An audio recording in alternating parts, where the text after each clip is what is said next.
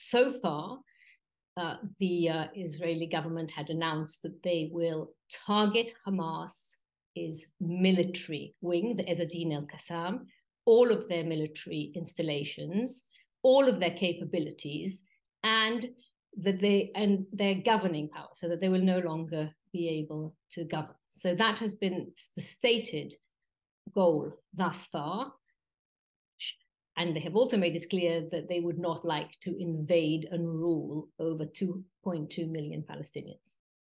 It's important to mention that over 130 hostages are held in Gaza, and a ground incursion, you would assume, is going to try to aim in part to release some of those. We know from past experience that it's a very dangerous operation. The risk is known, and a negotiated solution would be far better. Negotiated solution would entail a humanitarian corridor, the release of, initially, because it would likely to be staggered, it would involve the release of women, children, as many elderly and as many civilians as possible from Gaza, from the hostages, in exchange for the female prisoners and minors held in Israeli prisons, both Islamic Jihad and Hamas. The only way out of it is to have a peace process and to involve all the regional actors and key international actors. That's the long-term strategy. That's the only exit strategy. There is no exit strategy from an invasion, from a ground invasion in Gaza, other than a democratic Palestinian state. So it will be the end of Hamas, and everyone who was involved in the Hamas massacre and anyone who supported that should clearly be prosecuted and not be a part of the government. But it's a chance to give the Palestinians a chance to elect a democratic, to have elections and elect a democratic government that will negotiate peace with the support of all the key international actors in the region. The blueprint for an agreement is the Arab Peace Initiative, based on the 1967 border. It's well known to all the parties. Hamas are against it. Fatah are not. The Palestinians need to be able to have a state that can govern. And at the moment, they just simply do not. Longer term, it's too early to say. Long term, very long term, or medium to long term, it is the only way forward. Israel cannot rule over the Palestinian people forever. It's already been far too long. So the occupation has to end, and there have to be international security guarantees, both by Arab nations in the region and by Western nations. The main risk is that a war, a big regional war, will be the consequence of an invasion.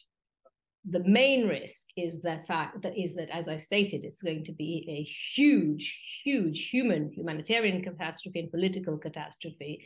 If Israel goes in alone, then it will be further and further and further and further isolated. I'm not for a moment suggesting that they should, that any other force should join them. I'm just saying that doing things in a unilateral fashion without a broad consensus around can be deadly. Well, the obvious would be an attack from Hezbollah in the north. And so far, they're being very cautious about the retaliation. They're waiting, they're looking to see how things pan out in Gaza. But they won't be able to stay silent if the extent of the humanitarian cost in Gaza is high. And therefore, there will be a huge risk.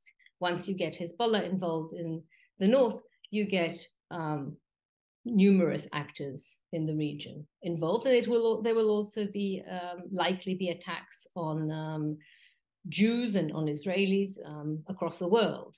And once you start a war, it's very, very hard to know how it's going to end. It can spiral very quickly in one direction. It's much, much more difficult to end a war than it is to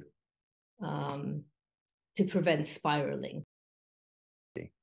I think a ground invasion, unfortunately, is inevitable, but I still think it's important to gather an international coalition to work with Israel and for those who have dialogue with Hamas in order to keep the pressure to try to contain it as much as possible, save the hostages, create a humanitarian corridor, exchange the hostages for prisoners in Israeli prisons. All this has to be negotiated by a third party very, very carefully, or third parties, plural.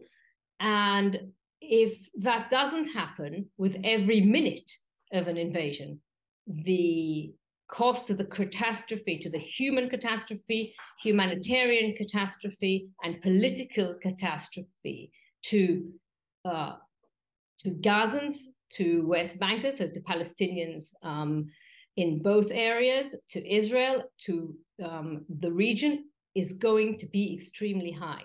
The political cost is going to be immense, and the potential for a regional war is vast.